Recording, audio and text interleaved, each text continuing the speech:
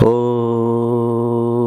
पूर्णमदः पूर्णमिदं पूर्णात् पूर्णमुदच्यते पूर्णस्य पूर्णमादाय पूर्णमेवावशिष्यते। ओम शांति शांति शांति। ओम गुरुभ्यो नमः। सभी को आज ब्रह्मज्ञान सत्संग को स्वागत करुच्ची। आज आम एक गुरुत्वपूर्ण विषय को चर्चा करने जाऊँचे। एकाग्र चित्तरे विवेक हिंकरे आज चर्चा को जदि आप बुझे ये चर्चा आपन को ब्रह्मानुभूति रे बहुत साहाय्य होब किंबा अधा आध्यात्मिकता को आपण आज चर्चा माध्यम रे बुझी पारिबे। आम समस्ते कहूचे परमात्मा ए संसार को निर्माण करिसंती। परमात्मा को पूर्वरु केही नथिले, से एक थिले। से परमात्मा तांको माध्यम रे तांको द्वारा तांको भितरे सीए ही ए संसार को रचना करछंती। ताले एक गभीर कथा इठी स्पष्ट ही जाउची, तांको पूर्वरु यद्य केही नथिले तांको परे मध्य से ही नहांती कि आमे जो कहूचे जीवात्मा परमात्मा जीवात्मा परमात्मा। यद्य परमात्मा संसार को रचना कले जीवात्मा कोठु आसी पशिले, जीवात्मा कोठे उत्पन्न हेले प्रश्न उठे। तो इठी आध्यात्मिकता होची एक रे एक से एकतार लीला को बुझिबार अनुसंधान, सत्य को चिन्हिबा पे आमे करथबा प्रयास, नित्य पदार्थ को चिन्हिबा पे आमे करथबा प्रयास। देखंतु साधना रे आमे जड़ आउ चेतना को जीवात्मा परमात्मा को नित्य आउ अनित्य रूप रे ए संसार को भेद करिकरी चिन्हिबा पे प्रयास करथाउ। ता कारण आमे सत्य को अनुसंधान करचे, नित्य को चिन्हिबा पे चेष्टा करचे, निजर आत्मा तत्व को चिन्हिबा पे प्रयास करचे। परमात्मा ए संसार को माया रूप रे रचना करिसंती। तांको भितरे तो से रचना करिसंती किंतु माया रूप रे। माया माने कोन?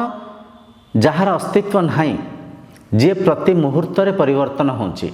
शरीर इंद्रिय इंद्रियंकर स्वभाव, मन मनर स्वभाव, ए भौतिक संसार परमात्मा को छड़ा प्रत्येक रचना ही थिबा ये भौतिक वस्तु पदार्थ जेहेतु परिवर्तन होची, जेहेतु आंकर अस्तित्व नाही, तेणुकर आंको माया कहा जायछि। तो से जो परमात्मा आपण कहउसंती सी नित्य पदार्थ रूप रे हृदयर गभीरतम प्रदेश रे अछंती, मनर साक्षी भाव रे अछंती, भितरे अछंती। से माया रूप रे बाहर दृश्यमान होसंती। बुझिपासंती? जीवात्मा माने जे जन्म नेछि, जहार मृत्यु अछि, जीवात्मा भी से परमात्मा ही। एमती बुझंतु, आमे फूल दिहरु महू को महुमाछी बाहर करी संग्रहित करिकरी महू फेणारे रखि थाए। तो फूल भी महू ही, महू फूल ठारो अलग नुह, महू फूल ही थिला। बुझिपारसंती? महू फूल ही थिला किंतु फूल दिहरु से मकरंद को से महू को महुमाछी अलगा करिकरी संग्रहित करी रखु थाए। तो महू भी फूल ही। एमती बुझंतु, चंदन काठ ठारू चंदन काठर सुगंध अलगा नुहे। चंदन काठ ही सुगंधित सुबासना को दौची, भल बासना को छाड़ुची। चंदन काठ ही, चंदन काठ ठारू से सुगंध अलगा नुहे। आमे लंका खाऊ थाउ, कंचा लंका सुकिला लंका, लंका ठारू राग अलगा नुहे। जो राग जो स्वाद आमे कहूचे लंकाटा भारी राग होइछि, तरकारी भारी राग होइछि। राग राग होछि लंकार गुण, लंका ही लंका ठारू अलगा नुहे। ठीक सेमती परमात्मा परमात्मा को भितरे ये सृष्टि को रचना करिसंती। सृष्टिर प्रत्येक कणकणिका से ही विद्यमान अछंती। किंतु साधना रे हमें पार्थक्य काहेकि करूथाउ? परमात्मा को तत्व को चिन्हिया पई। संसार माया, शरीर माया, मन इंद्रिय जहाँ भी भौतिक संपर्क जहाँ भी हमें दृश्यमान होची, दृश्य माया।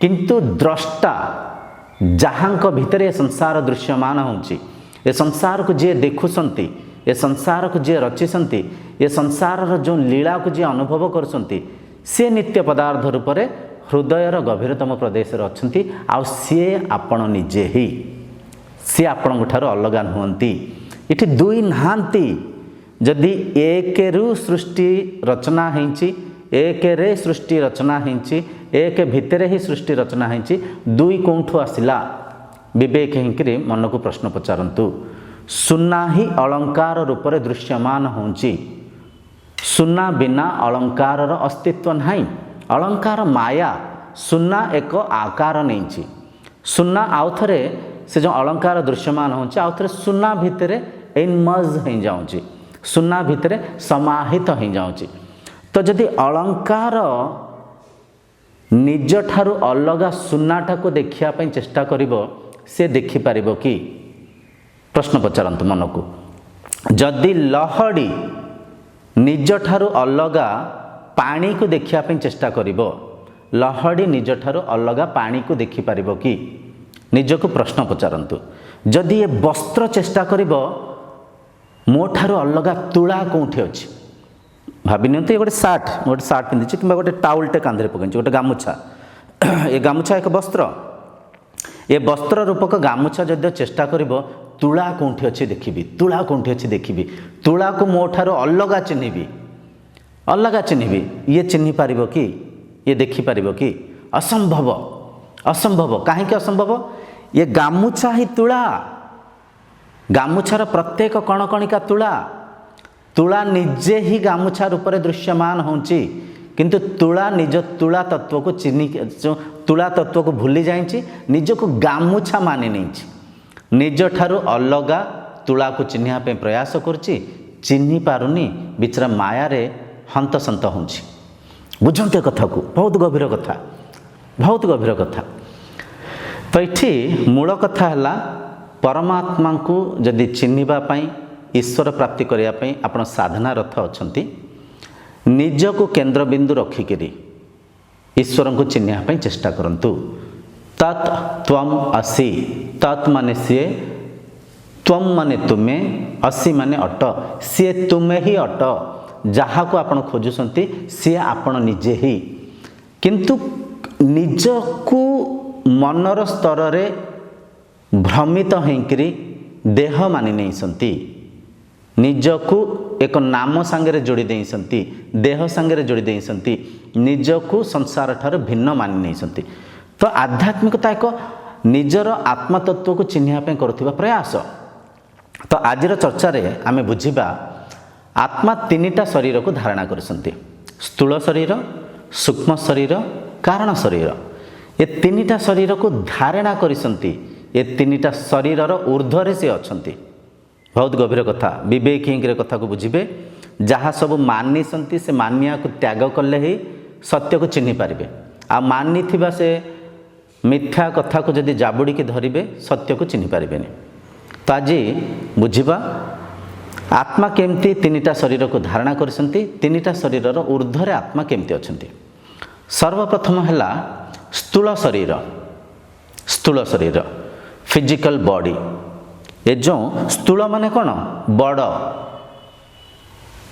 बड़ शरीर माने कौन ये जो भौतिक शरीर आमे देखुचे देह मो देह भल नहीं मो देहरे किछि रोग होइछि मो मुंड व्यथा होउछि मो गोड़ मो हाथ मो आखि मो कान मो माने मु ए देह को विनियोग करुछि मु ए देह ठारू भिन्न अछि मु ए देह ठारू अलगा अछि मो देह मु देह नुहे शब्दर अर्थ को गभीर भाव में बुझा चेष्टा करंतु मो देह माने मु देह ठारू भिन्न अछि इठी फेर प्रश्न उठिबो आपण तो कहते परमात्मा जीवात्मा समस्ते एक तापले इठी फेर बुझौसंती मो देह मु अलगा देह अलगा ताहले हूँ चिठी एटा केमती एटा तो कथाटा ताल खाऊनी मेल खाऊनी एमती बुझंतु इठी आमे मु को असली मु को चिन्हिया चेष्टा करुचे असली मु को धरिया चेष्टा करुचे आत्मा तत्व को चिन्हिया चेष्टा करुचे जो मु को चिन्हि गले मु रचिथिबा माया को चिन्हि पारिबा एमती बुझंतु जड़े व्यक्ति ସ୍ୱପ୍ନ ଦେଖୁଛନ୍ତି। ସ୍ୱପ୍ନ ଭିତରେ ସେ ଗୋଟେ ବିରାଟ ରାଜା ଅଛନ୍ତି, କିନ୍ତୁ ଅନ୍ୟ ରାଜା ତାଙ୍କ ରାଜ୍ୟ ଉପରେ ଆକ୍ରମଣ କରି ତାଙ୍କୁ ହରେଇ ଦେଇଛନ୍ତି। ତାଙ୍କ ରାଜ୍ୟକୁ, ସେ ରାଜାଙ୍କ ରାଜ୍ୟକୁ ଅନ୍ୟ ରାଜା, ଶତ୍ରୁ ରାଜା ଆସିକରି ତାଙ୍କ କବଳରେ ନେଇଯାଇଛନ୍ତି। ସେ ରାଜା କାନ୍ଦୁଛନ୍ତି, ବହୁତ ବ୍ୟାକୁଳ ସହିତ ଅଛନ୍ତି। କିନ୍ତୁ ଯେତେବେଳେ ସେ ସ୍ୱପ୍ନ ଭାଙ୍ଗିବ, ସେ ରାଜା ବୁଝିପାରିବେ ସ୍ୱପ୍ନରେ ଯାହା କିଛି ବି ମୁଁ ଦେଖୁଥିଲି ଏସବୁ କଳ୍ପନା ଥିଲା, ଏସବୁ ମୋ ଭିତରେ ମୁଁ ରଚିଥିବା କଳ୍ପନା ଥିଲା, ମୋ ମନର ବିଚାର ଥିଲା, ମୋ ମନର ବୃତ୍ତି ଥିଲା। ସ୍ୱପ୍ନରେ ମୁଁ କିଛି ହରେଇନି, ସ୍ୱପ୍ନରେ ମୁଁ କିଛି ପାଇନି। ସ୍ୱପ୍ନ ଭିତରେ ଶତ୍ରୁ ରାଜା ବି ମୁଁ ହିଁ ଥିଲି, ସ୍ୱପ୍ନ ଭିତରେ ଜନକ ରୂପକ ରାଜା ବି ମୁଁ ହିଁ ଥିଲି। ବୁଝିପାରୁଛନ୍ତି? ତ ସ୍ୱପ୍ନ ଯେମିତି ମିଥ୍ୟା ରଚନା, ସ୍ୱପ୍ନ ଯେମିତି ଦୃଶ୍ୟମାନ ହେଉଥାଏ, ସ୍ୱପ୍ନ ଯେମିତି ସତ ପରିକା ଲାଗୁଥାଏ, କିନ୍ତୁ ସ୍ୱପ୍ନ ମିଥ୍ୟା। ସ୍ୱପ୍ନ ଭାଙ୍ଗିବାରୁ ଆମେ ସ୍ୱପ୍ନକୁ ସତ୍ୟ ରୂପରେ ଚିହ୍ନି ପାରୁଛେ। ତ ଯଦିଓ ଭାବି ନିଅନ୍ତୁ ଆପଣଙ୍କୁ କିଏ ଜଣେ ଗୁରୁ କିମ୍ବା ମାର୍ଗଦର୍ଶକ କିମ୍ବା ଜଣେ ଜ୍ଞାନୀ ବ୍ୟକ୍ତି ଆସିକରି ଆପଣଙ୍କୁ ବୁଝେଇବେ, ଦେଖ ବାବୁ, ତୁମେ କାଲି ଯେଉଁ ସ୍ୱପ୍ନ ଦେଖିଥିଲ, ସେ ସ୍ୱପ୍ନ ତୁମ ମନର କଳ୍ପନା ଥିଲା, ସେ ସ୍ୱପ୍ନ ତୁମ ଭିତରେ ହିଁ ପରିଚାଳନା ଥିଲା, ତୁମେ ବିଚାର କରୁଥିଲ, କିନ୍ତୁ ସ୍ୱପ୍ନ ମନର ସ୍ତରରେ ଚାଲିଥିଲା। ଆତ୍ମା ରୂପକ ତୁମେ ସ୍ୱପ୍ନ ଠାରୁ ଅଲଗା ଥାଇକରି ସ୍ୱପ୍ନକୁ ଦେଖୁଥିଲ। ତ ସ୍ୱପ୍ନ ମିଛ। ତ ସେତେବେଳେ ଆପଣ ବୁଝିପାରିବେ ସ୍ୱପ୍ନ ମିଛ ହେଲେ ମଧ୍ୟ ସ୍ୱପ୍ନ ବି ମୋ ଭିତରେ ହିଁ ପରିଚାଳନା ହେଉଥିଲା, ମୁଁ ହିଁ ଥିଲି। ଆଉ ଡରିବେନି, ମନ ଭିତରେ ଭୟ ଆସିବନି। ଆପଣ ଦେଖିଥିବେ ବହୁତ ଲୋକ ସ୍ୱପ୍ନରେ ଠାକୁର ଦେଖିଲେ, ସ୍ୱପ୍ନରେ ସାପ ଦେଖିଲେ, ସ୍ୱପ୍ନରେ କାହାର ମୃତ୍ୟୁ ହୋଇଯାଇଥିବା ଦେଖିଲେ, ଏସବୁ ଦେଖିକରି ସେ ଭାରି ଭୟଭୀତ ହୋଇଯାଇଥାନ୍ତି। କଳ୍ପନା ଭିତରେ, କଳ୍ପନା ସଂସାର ଭିତରେ କାଳେ କ'ଣ ହେବ, କାଳେ କ'ଣ ହେବ, ବ୍ୟାକୁଳ ଭିତରେ ଥାନ୍ତି। ଅଜ୍ଞାନତା ଏଠି, ଅବିଦ୍ୟା। ତ ଠିକ୍ ସେମିତି ସ୍ୱପ୍ନ ଦେଖୁଥିବା ଦ୍ରଷ୍ଟା ଆଉ ସ୍ୱପ୍ନ ଏକ ହେଲେ ମଧ୍ୟ ଅବିଦ୍ୟାରେ, ଅଜ୍ଞାନରେ ଦ୍ରଷ୍ଟା ସ୍ୱପ୍ନକୁ ପରଖି ନ ପାରିକିରି ଯେମିତି ଡରୁଥାନ୍ତି, ଏଠି ବି ସେମିତି ଏ ଯେଉଁ ମାୟା ସଂସାରକୁ ଆମେ ଦେଖୁଛେ, ଏ ମାୟା ସଂସାର ଆମ ଭିତରେ ଦୃଶ୍ୟମାନ ହେଉଛି, ଆମେ ହିଁ। କିନ୍ତୁ ମାୟା ସଂସାରକୁ ଆମେ ସତ ମାନି ନେଇଛେ, ନିଜର ଅସ୍ତିତ୍ୱକୁ, ନିଜର ଦ୍ରଷ୍ଟା ଭାବକୁ, ନିଜର ବ୍ରହ୍ମତତ୍ୱକୁ ଆମେ ଭୁଲି ଯାଇଛେ। ତ ଏଠି ଦୁଃଖର କାରଣ ଅବିଦ୍ୟା, ଅସ୍ମିତା, ଅଜ୍ଞାନ, ନିଜର ଜ୍ଞାନର ଅଭାବ। ତେଣୁକରି ଏଠି ନିଜକୁ ଚିହ୍ନିବା ପାଇଁ ଆମେ ନିଜକୁ ଅଲଗା, ମନ, ଇନ୍ଦ୍ରିୟ, ଶରୀରକୁ ଅଲଗା କରିକିରି ନିଜକୁ ଚିହ୍ନିବା ପାଇଁ ଆମେ ପ୍ରୟାସ କରୁଛେ। ଯେଉଁ ମୁହୂର୍ତ୍ତରେ ଆପଣ ନିଜର ତତ୍ତ୍ୱକୁ ଚିହ୍ନିଗଲେ, ନିଜର ଅସ୍ତିତ୍ୱକୁ ଚିହ୍ନିଗଲେ, ନିଜର ବ୍ରହ୍ମସତ୍ତାକୁ ଚିହ୍ନିଗଲେ, ତାପରେ ଆପଣ ବୁଝିପାରିବେ ଏ ଯେଉଁ ସଂସାର ଦେଖୁଛି ମୁଁ ହିଁ ରଚନା କରୁଥିବା ମାୟା, ମୋ ଭିତରେ ହିଁ ପରିଚାଳନା ହେଉଛି, ମୁଁ ଆଧାର। ବୁଝିପାରୁଛନ୍ତି? ତେଣୁକରି ଏଠି ପାର୍ଥକ୍ୟ କରିକି ଆମେ ଚିହ୍ନିବା ପାଇଁ ଚେଷ୍ଟା କରୁଛେ। ଏ ପାର୍ଥକ୍ୟରେ ପ୍ରଥମ ହେଲା ସ୍ଥୂଳ ଶରୀର। ସ୍ଥୂଳ ଶରୀରକୁ ମୁଁ ଧାରଣା କରିଛି। ସ୍ଥୂଳ ଶରୀର କ'ଣ? ଏ ଯେଉଁ ଭୌତିକ ଶରୀର ଆମେ ଦେଖୁଛେ, ହାଡ଼ ମାଂସରେ ଗଢ଼ା ହୋଇଥିବା ଏ ଶରୀରକୁ ଆତ୍ମା ରୂପକ ମୁଁ ଧାରଣା କରିଛି ବସ୍ତ୍ର ରୂପରେ। ଯେମିତି ମୁଁ ଗୋଟେ ସାର୍ଟ ପିନ୍ଧିଛି, ଏ ବସ୍ତ୍ରକୁ ମୁଁ ଧାରଣା କରିଛି, ଏ ବସ୍ତ୍ରର ଊର୍ଦ୍ଧ୍ୱରେ ମୁଁ ଅଛି, ବସ୍ତ୍ରର ଭିତରେ ମୁଁ ଅଛି। ଠିକ୍ ସେମିତି ଏ ସ୍ଥୂଳ ଶରୀର ବି ଏକ ବସ୍ତ୍ର। ଏ ସ୍ଥୂଳ ଶରୀର ରୂପକ ବସ୍ତ୍ରକୁ ଆତ୍ମା ରୂପକ ମୁଁ ଧାରଣା କରିଛି, ଧାରଣା କରିଛି। ଆଚ୍ଛା, ସ୍ଥୂଳ ଶରୀର ସପ୍ତ ଧାତୁରେ ନିର୍ମାଣ ହୋଇଛି। ସପ୍ତ ଧାତୁରେ, ସପ୍ତ ଧାତୁ କ'ଣ? ଆମେ ଖାଦ୍ୟକୁ ଖାଉଛେ, ଖାଦ୍ୟ କେଉଁଠୁ ଆସୁଛି? ପ୍ରକୃତିରୁ ଆସୁଛି, ପଞ୍ଚଭୂତରୁ ଆସୁଛି। ଫଳ, ପନିପରିବା, ଶାଗ, ଯାହା ବି ଆମେ ଖାଦ୍ୟ ରୂପରେ ଖାଦ୍ୟ ଶସ୍ୟକୁ ଗ୍ରହଣ କରୁଛେ, ଏ ଖାଦ୍ୟ ପ୍ରକୃତି ନୁହଁ କି? ସେ ପ୍ରକୃତି ହିଁ, ପ୍ରକୃତିରୁ ହିଁ ସେ ଖାଦ୍ୟକୁ ଆମେ ଗ୍ରହଣ କରୁଛେ। ଖାଦ୍ୟକୁ ସର୍ବପ୍ରଥମେ ଚୋବେଇକିରି ଢୋକୁଛେ, ଢୋକିଲା ପରେ ପେଟ ଭିତରକୁ ଯାଇକରି ସେ ରସ ରୂପରେ ନିର୍ମାଣ ହେଉଛି। ତ ଏ ଶରୀର ଭିତରେ ପ୍ରଥମ ହେଲା ଏକ ଧାତୁ, ଯାହାକୁ ଆମେ କହୁଛେ ରସ। ସେ ରସ ହିଁ ରକ୍ତ ରୂପରେ ପରିବର୍ତ୍ତନ ହେଉଛି। ତ ଶରୀର ଭିତରେ ଦ୍ୱିତୀୟ ଧାତୁ ହେଲା ରକ୍ତ। ସେ ରକ୍ତ ହିଁ ମାଂସ ରୂପରେ ପରିବର୍ତ୍ତନ ହେଉଛି। ଶରୀରରେ ତୃତୀୟ ଧାତୁ ହେଲା ମାଂସ। ମାଂସ ହିଁ ମେଧ ରୂପରେ ପରିବର୍ତ୍ତନ ହେଉଛି। ମେଧ ମାନେ କ'ଣ? ଚର୍ବି ରୂପରେ। ଚତୁର୍ଥ ଧାତୁ ହେଲା ମେଧ। ତ ସେ ମେଧ ହିଁ ହସ୍ତି ରୂପରେ ପରିବର୍ତ୍ତନ ହେଉଛି, ହାଡ଼ ରୂପରେ। ତ ଶରୀରରେ ପଞ୍ଚମ ଧାତୁ ହେଲା ହାଡ଼। ହାଡ଼ ଭିତରେ ମଜ୍ଜର ନିର୍ମାଣ ହେଉଛି। तो षष्ठ धातु है मज्ज मज्ज माध्यम वीर्यर निर्माण होची अंडाणु कहतु शुक्राणु कहतु स्त्री कहतु पुरुष कहतु एक ही शरीरर जो धर्म शरीर भितर थिबा सप्त धातु ये सातटा धातु बुझिपारछन्ते रस रक्त मांस हाड़ मज्ज मेध वीर्य ये सातटा धातु ये सप्त धातु रे जो शरीर निर्माण होइछि से शरीर को स्थूल शरीर कहा जाए। ये स्थूल शरीर को मु धारणा करिछि तो शरीर मोर ये देह मु हेली देही देही को चिन्हिया पे आमे देही को पाखरे पहुँचा पे चेष्टा करुचे बुझिपारे। तो प्रथम है स्थूल शरीर पर द्वितीय आसी जाए सूक्ष्म शरीर ध्यान दिंतु एवठू टिके जटिलता कठिनता बढ़िबो बुझिया टिके असुविधा हबो एकाग्र चित्तर बुझंतु।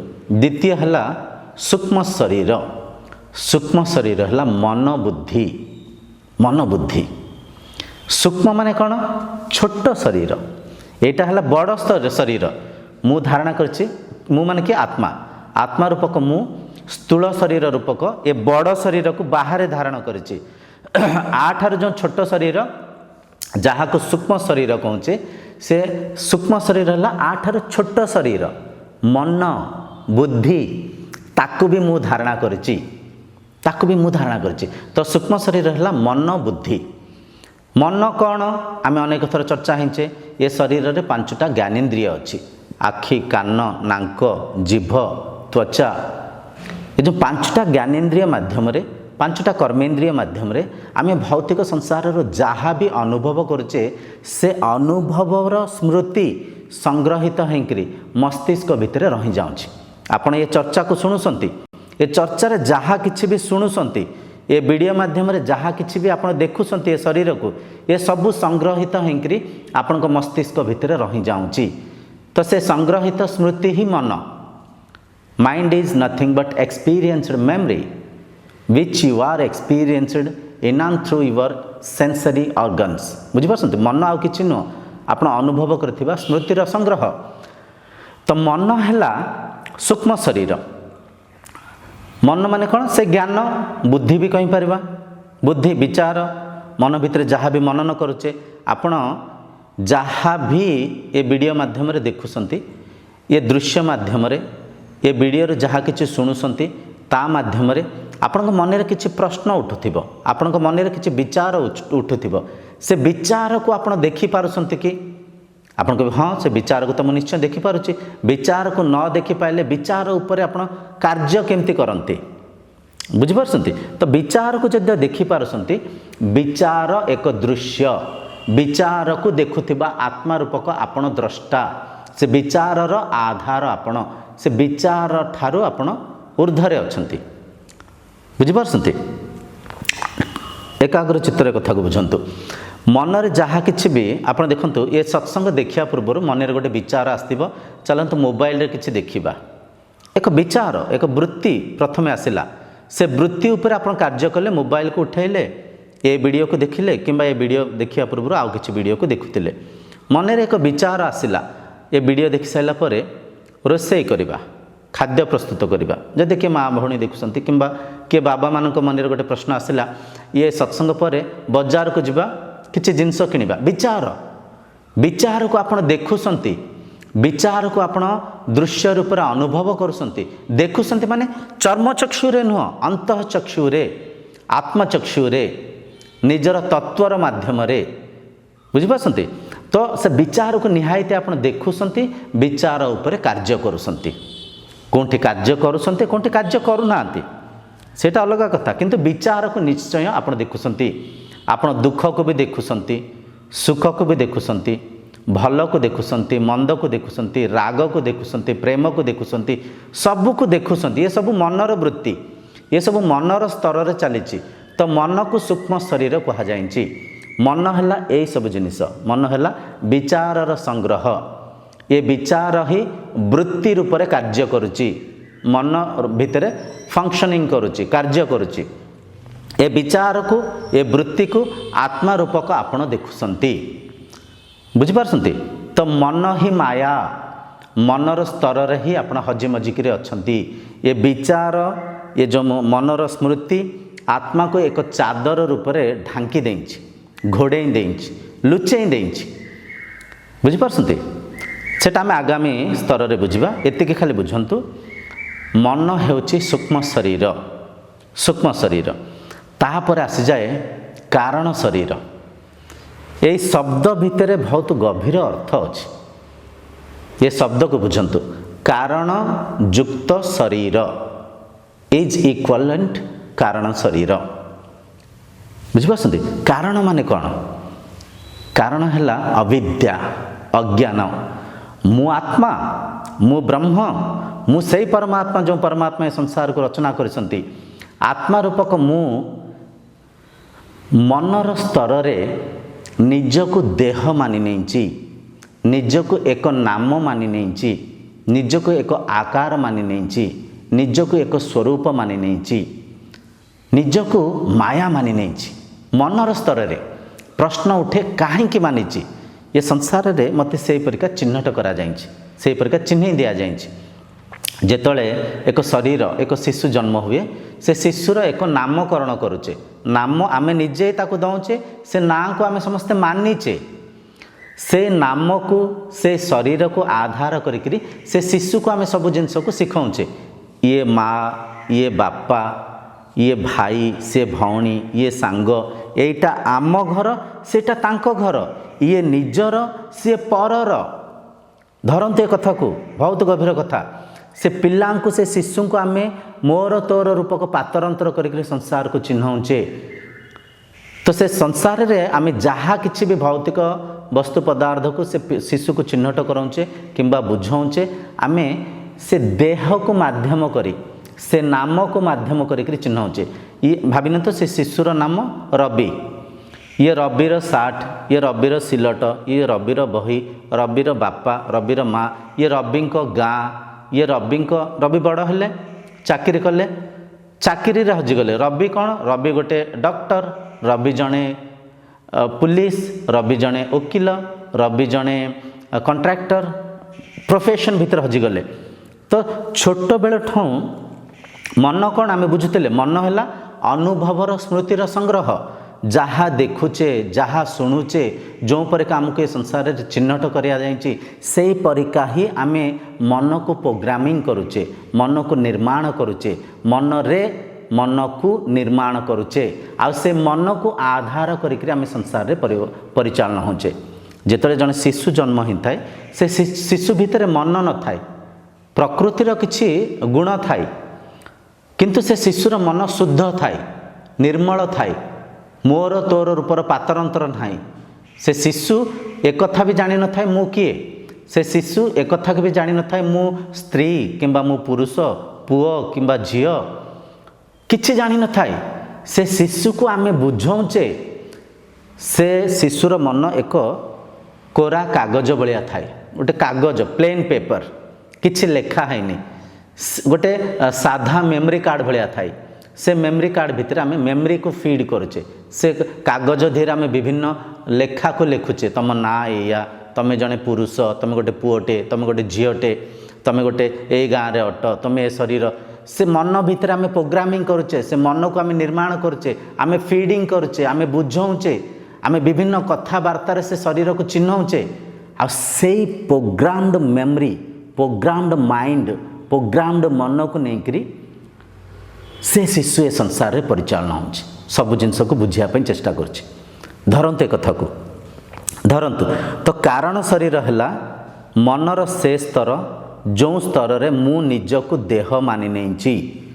कारण शरीर है मनर से स्तर, जो स्तर रे मु निज को शरीर मानि नेछि, एक आकार मानि नेछि, एक एक नाम मानि नेछि, एक रूप मानि नेछि। किंतु सतरे मु आत्मा, सतरे मु ब्रह्म, सतरे मु सही परमात्मा जो परमात्मा को ए संसार को रचना करिसंती, जो परमात्मा ए संसार रे प्रत्येक भौतिक वस्तु पदार्थ भितर विद्यमान अछंती। किंतु मनर स्तर रे मन को मु अविद्या रे अज्ञान रे बांधी छंदी देछि। बुझि पारसंती? तो तृतीय शरीर है कारण शरीर। कारण शरीर को भी मु धारणा करिछि, मु ही धारणा करिछि, किंतु कारण शरीर ऊर्ध्व रे मु अछि। तो आशा करुच्ची आपण अधिक नहेले आंशिक बुझीपारे स्थूल शरीर हूँ ये जो भौतिक शरीर, सूक्ष्म शरीर हूँ मन बुद्धि अनुभवर स्मृतिर संग्रह, कारण शरीर हूँ मनर से स्तर जो स्तर रे मु अज्ञान रे निजको देह मानि नहीं, अविद्यारे निजको शरीर नाम आकार मानि नहीं, यहाँ है कारण शरीर।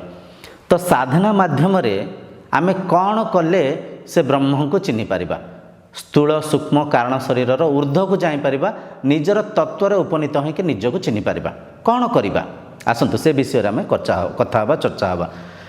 सर्वप्रथम ये स्थूल शरीर को प्रकृति सांगरे प्राकृतिक भाव में रखिबा, जेमती जीवजंतु प्रकृति सांगरे प्राकृतिक भाव में अच्छा, प्रकृतिर नियम को आचरण करुँच, समय रे खाऊँच, प्रकृति खाद्य को संग्रह कर खाऊँच, खाद्य उपर एक्सपेरिमेंट करनथि, junk food colour essence flavours taste पशुपक्षी सेमती देखुना, स्वच्छ आहार को ग्रहण करुँच, प्रकृति सांगरे प्राकृतिक भाव में से रहउछंती, चालुछंती बुलुछंती, शरीर को जहाँ भी विनियोग करुँच। आमे कौन करचे शरीर को फ्रीज कर देंचे, शरीर को स्तब्ध करके बसई दौचे, शरीर को चलाउने बुलाउने कार्य करूने, शरीर को प्रकृति ठूँ दूरे दौचे, जहाँ माध्यम रे शरीर अलसुआ ही जाऊँचे, शरीर रे विभिन्न रोग जात होचे। तो शरीर ही मंदिर, शरीर मंदिर, तो मंदिर रूपक ए शरीर को आमे सात्विक भोजन को दबा, प्राकृतिक भोजन को दबा, प्रकृति सांगरे जड़ित रखिबा, व्यायाम कसरत करिबा, चला बुला करिबा, शरीर को ए परिका कले शरीर सशक्त रहिबो।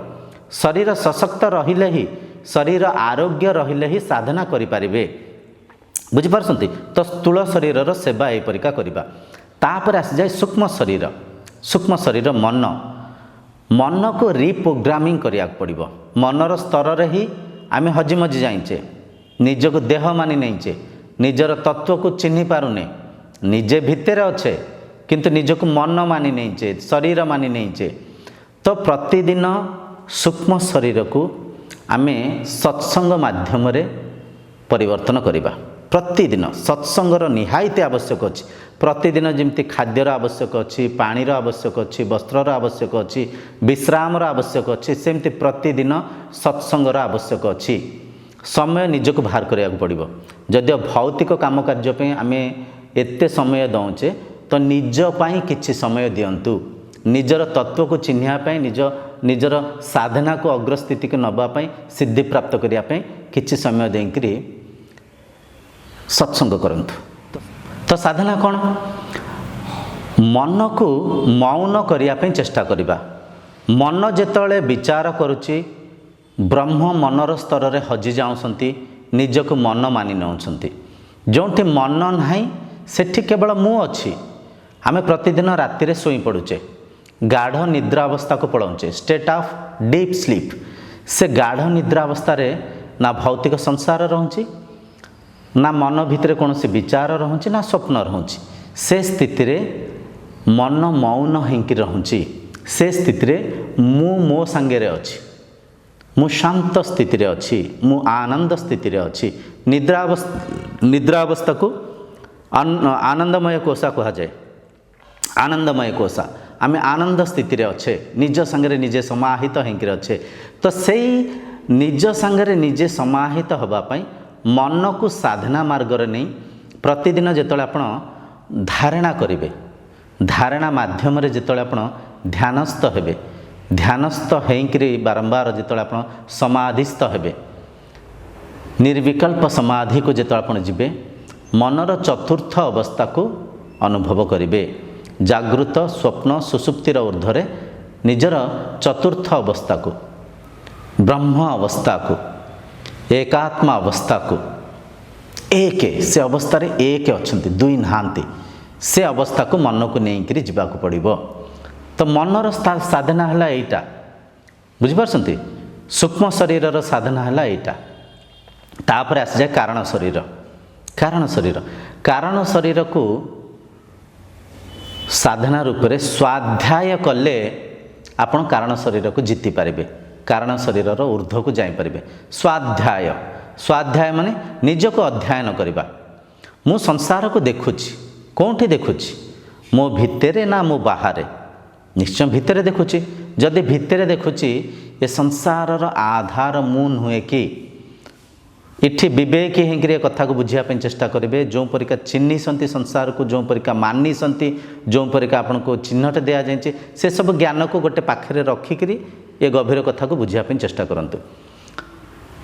दृश्यर आधार चक्षु नुह कि निश्चय चक्षु शब्दर आधार कान नुह कि सुगंध दुर्गंधर आधार नासिका नुहे कि रुचिर आधार जीभ नुहे कि बुझिपारछन्ति। तो संसार को कौटी अनुभव करुच्ची मो भितर अनुभव करुच्ची केमिति अनुभव करुच्ची मन रे अनुभव करुच्ची मन रे मन भी एक वस्तु मन रे अनुभव करुच्ची किए अनुभव करुच्ची मु अनुभव करुच्ची मु किए मु कौटी अच्छी मु मनर ऊर्ध्वरे अच्छी मु निजको देह मानिछि मु निजको शरीर मानिछि मु निजको एक आकार मानिछि जेतले मु सोई पड़ुची जेतले मु गाढ़ निद्रा अवस्था को पलाऊँची सेठी देखंतु अहंकार भी हजि जाऊँची मु किए भी हजि जाऊँची मु किए भी भूली जाऊँची प्रतिदिन मु एक कथा को अनुभव करुच्ची प्रतिदिन राति जेतले सोई पड़ुची गाढ़ निद्रा अवस्था को पलाऊँची मु अदृश्य होगला मु मिटिगला मु आउ नाही मु किए आउ चिन्हिनी मु स्वच्छ स्थिति को पलैली निर्मल स्थिति को पलैली मो स्थिति को पलैली मु रूपक अविद्या रूपक अहंकार रूपक कारण शरीर भी अदृश्य होगला कारण शरीर अदृश्य होगला जमती गाढ़ निद्रा अवस्था कारण शरीर ऊर्ध्व को पलाऊचे कारण शरीर अदृश्य हो जाऊँगी सेमती जिते मनर निरुद्ध अवस्था को जीवे ध्यान माध्यम मन जिते मौन हो मनर क्षिप्त विक्षिप्त मूढ़ एकाग्र पर जो निरुद्ध अवस्था अच्छी पंचम अवस्था से निरुद्ध अवस्था को जिते आप पलैबे सेठी मु सांगे समाहित हो पारे से अवस्था बुझीपारे कारण शरीर रूपक अहंकार भी अदृश्य होगला मु अच्छी किंतु मु निजको आकार विचार विकार रूप से चिन्हुनी मु शुद्ध मु सांगे समाहित हो जाए मन आउ नाही मन निरुद्ध अवस्था को जाइए बुझिपारछन्ति। तो इठी से अवस्था को जिते जीवे अहंकार रूपक अविद्या रूपक कारण शरीर ऊर्ध्व को जापारे सेठी बुझीपारे मु आत्मा मु ब्रह्म मु नित्य पदार्थ मोर सत्य को चिन्ह पारे से स्तर को जाकर आप ये सत्य को भी बुझीपारे मु अजर मु अमर मु अविनाशी मोर मृत्यु हुएनी मु जन्म निएनी मु रचिथिबा माया रे मु हजि जाइछि मु को मु चिन्हुछि मु को मु पाउछि मु मनर स्तर रे मुक्त होछि किंतु मु मुक्त ही अछि एबे भी मुक्त अछि मन मुक्त होछि मन जो अविद्या रे अज्ञान रे बांधी छंदी हेंकरी व्याकुल होउतला चंचल होउतला अस्थिर होउतला से मन भितर शांतता आसुची से मन भितर स्थिरता आसुची से मन भितर स्पष्टता आसुची से मन मुक्त होउछि बुझिपारछन्ति केते गभीर कथा। किछि लोक आज्ञा मानि थांती आत्मा जाई आत्मा आसे आत्मा कुआडे जाउची केमिति जाउची कुआडू आसुची केमिति आसुची परखंतु ए कथा को परखंतु स्थूल शरीर ठीक अच्छी आत्मा धारण करुच्ची सूक्ष्म शरीर मन बुद्धि आत्मा धारण करुच्ची अविद्या अहंकार रूपक कारण शरीर आत्मा धारण करुच्ची। तो आत्मा को चिन्हिया आपको अंतर्यात्रा करिया पड़िबो बाहर जदि आत्मा को चिन्हिबे बाहर जदि आत्मा को खोजिबे आत्मा को आज्ञा पाइबेनी बाहर माया अच्छी ये आत्मज्ञान होउची ए आत्मा हेउसंती भित्तेरे चेर रूपरे अछंती भित्तेरे तत्व रूपरे अछंती हृदयर गभीरतम प्रदेश रे सत्य रूपरे नित्य रूपरे शांत रूपरे विद्यमान अछंती बाहर डाल पत्र रूपरे फल फूल रूपरे विद्यमान अछंती। तो बाहर खोजिले आत्मा को पाइबेनी आत्मज्ञान को श्रवण करुथिबा समय रे किंबा साधना रे निजको चिन्हिबा पई प्रयत्न करुथिबा समय रे निजको केंद्र बिंदु करिकरी ए सब कथा को बुझिबे निजको केंद्र बिंदु करिकरी ଭିତରେ ଆପଣ ଅଛନ୍ତି, ମନର ଉର୍ଦ୍ଧ୍ୱରେ ଆପଣ ଅଛନ୍ତି, ମନର ସାକ୍ଷୀ ଭାବରେ, ମନର ଦ୍ରଷ୍ଟା ରୂପରେ, ପ୍ରାଣର ଉର୍ଦ୍ଧ୍ୱରେ ଆପଣ ଅଛନ୍ତି, ପ୍ରାଣ ଶକ୍ତିକୁ ଆପଣ ନିଜେ ପରିଚାଳନା କରୁଛନ୍ତି। ବୁଝିପାରୁଛନ୍ତି? ବହୁତ ଗଭୀର କଥା ଆଜ୍ଞା। ଆତ୍ମଜ୍ଞାନ ଏମିତି ସାଧାରଣ ଜ୍ଞାନ ନୁହଁ, ଗୋଟେ ଭିଡ଼ିଓ ଦେଖିକି ଆପଣ ବୁଝିଯିବେ, ଦୁଇ ଚାରି ପଦ କଥାରେ ଆପଣ ଚିହ୍ନିଦେବେ। ଆତ୍ମଜ୍ଞାନକୁ ବୁଝିବା ପାଇଁ କେତେ ଶାସ୍ତ୍ର, କେତେ ଶ୍ଲୋକ, କେତେ ମନ୍ତ୍ର, କେତେ ସାଧନାର ବିଧି ଅଛି। ହଁ, ଆଉ ଗୋଟେ କଥା ମନେ ରଖନ୍ତୁ, ଆତ୍ମଜ୍ଞାନ ଅସମ୍ଭବ ବି ନୁହଁ। ଆତ୍ମତତ୍ତ୍ୱକୁ ଚିହ୍ନିବା ଅସମ୍ଭବ ବି ନୁହଁ। ନିଷ୍ଠା ଦରକାର, ଗୁରୁଙ୍କ ଉପରେ ଶ୍ରଦ୍ଧା ଦରକାର। ଗୁରୁବାଣୀକୁ ଶ୍ରଦ୍ଧାରେ ଆଚରଣ କଲେ, ସଦ୍ଗୁରୁଙ୍କ ସମ୍ପର୍କରେ ଥାଇକିରି ଶ୍ରବଣ ମନନ ନିରିଧ୍ୟାସନ କଲେ ଏ ସତ୍ୟକୁ ଚିହ୍ନିପାରିବେ। ତ ଏ କଥାକୁ ମନରେ ବସନ୍ତୁ, ବୁଝନ୍ତୁ। ଆତ୍ମା ଯାଏନି, ଆତ୍ମା ଆସେନି। ଆତ୍ମା ଥିଲା, ଆତ୍ମା ଅଛି, ଆତ୍ମା ରହିବ। ଆତ୍ମା ହିଁ ପ୍ରତ୍ୟେକ ରୂପରେ ଅଛନ୍ତି। ରୂପ କ'ଣ? ରୂପକୁ ଆମେ କେଉଁଠି ପରଖୁଛେ? ମନର ସ୍ତରରେ ପରଖୁଛେ। ଗୋଟେ କାଉ, ଗୋଟେ କୁକୁର, ଗୋଟେ ବିଲୁଆ, ଗୋଟେ ଠେକୁଆ, ଗୋଟେ ପକ୍ଷୀ, ଗୋଟେ ମାଛ କେଉଁଠି ପରଖୁଛେ? ବିଚାର ସ୍ତରରେ, ମନରେ। ଇଏ ସବୁ ମାୟା। ମନକୁ କିଏ ଦେଖୁଛନ୍ତି? ମୁଁ ଦେଖୁଛି। କେଉଁଠି ଦେଖୁଛି? ମନର ଉର୍ଦ୍ଧ୍ୱରେ ଥାଇ ଦେଖୁଛି। ତ ପ୍ରତ୍ୟେକ ଶରୀର ଭିତରେ ମୁଁ ହିଁ ଅଛି। ମୋ ମାଧ୍ୟମରେ ହିଁ, ମୋ ଭିତରେ ହିଁ ପ୍ରତ୍ୟେକ ଶରୀର ଦୃଶ୍ୟମାନ ହେଉଛନ୍ତି। ତ ଅନେକ କଥାକୁ ଆମେ ମାନିଥାଉ। ପୁନର୍ଜନ୍ମ, ଏ ଜନ୍ମରେ ଆମେ ମଣିଷ ଜୀବନ ପାଇଛେ, ଆର ଜନ୍ମରେ ଆମେ ପୁଣ୍ୟ କଲେ ଶ୍ରେଷ୍ଠ ଜୀବ ରୂପରେ ଜନ୍ମ ହେବା। କିନ୍ତୁ ଏଠି ଶ୍ରେଷ୍ଠ ଜୀବ ଆମେ ମଣିଷକୁ ଯଦିଓ ମାନିଛେ, ମଣିଷ ଠାରୁ ତ ପଶୁପକ୍ଷୀ ଆହୁରି ଶାନ୍ତିରେ ଅଛନ୍ତି, ଆହୁରି ଭଲରେ ଅଛନ୍ତି।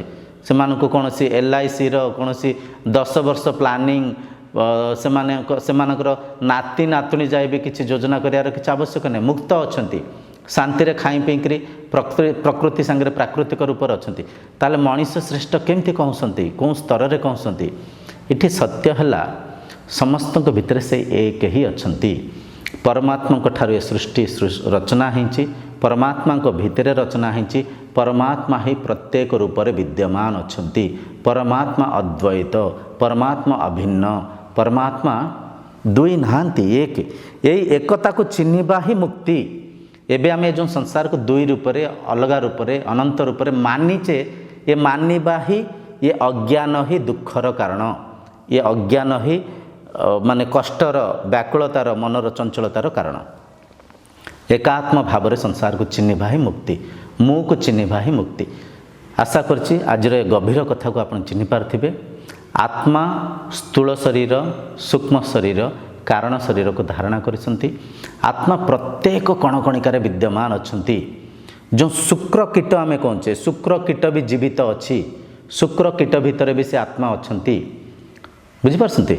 ତ ଜନ୍ମ ମୃତ୍ୟୁ ବନ୍ଧନରୁ ମୁକ୍ତି କେମିତି ପାଇବେ? ଯେତେବେଳେ ସତ୍ୟକୁ ଚିହ୍ନିବେ, ଯେତେବେଳେ ନିତ୍ୟ ପଦାର୍ଥକୁ ଚିହ୍ନିବେ, ଯେତେବେଳେ ନିଜକୁ ଚିହ୍ନିବେ, କାରଣ ଶରୀରର ଉର୍ଦ୍ଧ୍ୱକୁ ଯାଇକି ନିଜକୁ ଚିହ୍ନିବେ। ମୁଁ ଆତ୍ମା, ମୁଁ କାରଣ ଶରୀରକୁ, ସୂକ୍ଷ୍ମ ଶରୀରକୁ, ସ୍ଥୂଳ ଶରୀରକୁ, ଏ ସଂସାରକୁ ମୋ ଭିତରେ ରଚେଇଛି। ମୁଁ ହିଁ ସଂସାରର ମାୟାରେ ହଜିଯାଇଛି। ସଂସାରର ମାୟାରୁ ମୁକ୍ତ ହେବି କେମିତି?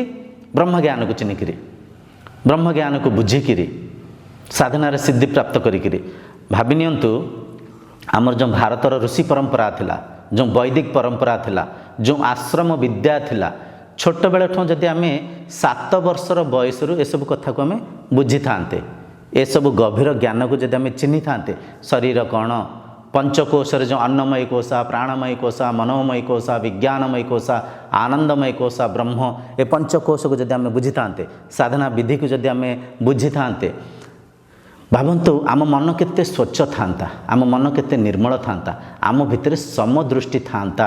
ଆମେ ଯେଉଁ ସଂସାରକୁ ଜାତି, ଧର୍ମ, ବର୍ଣ୍ଣ, ପନ୍ଥରେ କାଟି ବାଣ୍ଟିକିରି ଯେଉଁ ପରଖୁଛେ, ନିଜଠାରୁ ପାତରଅନ୍ତର କରିଛେ, ଇଏ ଅଜ୍ଞାନ ନଥାନ୍ତା, ଇଏ ମନର ରୋଗ ନଥାନ୍ତା, ମନ ଶୁଦ୍ଧ ସ୍ଥିତିରେ ଥାନ୍ତା, ସମଦୃଷ୍ଟିରେ ସଂସାରକୁ ଦେଖିଥାନ୍ତେ, ସମସ୍ତଙ୍କର ଉନ୍ନତି ଚାହିଁଥାନ୍ତେ, ନିଜେ ବି ଆନନ୍ଦରେ ଥାନ୍ତେ, ସମସ୍ତେ ଆନନ୍ଦରେ ଥାନ୍ତେ।